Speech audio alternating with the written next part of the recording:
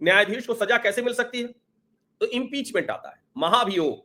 महाभियोग पर अभी मुकुल रोहतगी कह रहे हैं कि भाई अब तो कुछ तो करना पड़ेगा। वो कह रहे हैं कि ये जो घटनाक्रम हुआ है, huge dent in the heart of judicial dispensation system, this kind of thing and if the जज is guilty action should be taken at the earliest. ये मुकुल रोहतगी ने एनडीटीवी के साथ इंटरव्यू में कहा है कि ये बहुत जबरदस्त चोट है। वो कह रहे हैं अगर इस तरह की चीजें हो रही हैं और जज दोषी है तो फिर उसके खिलाफ कार्रवाई होनी चाहिए तुरंत से तुरंत। वो कह रहे हैं कि डिसिप्लिनरी एक्शन का कोई तो सिस्टम बनाइए। अभी क्या है, कॉन्स्टिट्यूशन के अंदर सिर्फ इंपीचमेंट है जज का, और इंपीचमेंट वो उनकी भाषा में मैं बोलता हूं जो उन्होंने एनडीटीवी को कहा, today the only action under constitution is impeachment. Impeachment is so laborious, complex and difficult that no impeachment has taken place in 75 years.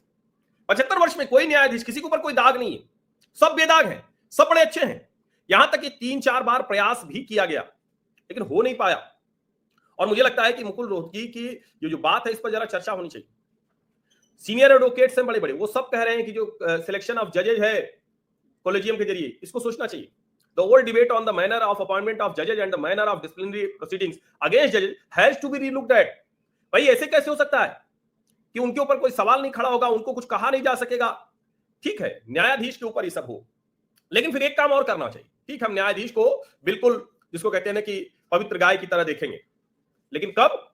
जब ये नियम आ जाए। और न्यायाधीशों के मामले में तो हो ही जाना चाहिए भाई, चलो अधिकारी है, दूसरे लोग हैं, वो सब अलग बात है। न्यायाधीश को अगर आप इस पेशे में आ रहे हैं, इस प्रोफेशन में आ रहे हैं, तो तय हो जाए कि आप कोई भी ऐसा पद नहीं ले सकेंगे जिसको लाभ का पद कहा जाता है। तय करा दीजिए, तय करा दीजिए कि आप नहीं लेंगे।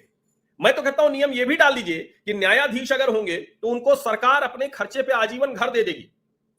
आजीवन पेंशन देती ही है, वैसे उनकी पेंशन इतनी होती है कि उससे वो कर सकते हैं, लेकिन भ्रष्टाचार के मामलों में कोई गुंजाइश नहीं होनी चाहिए।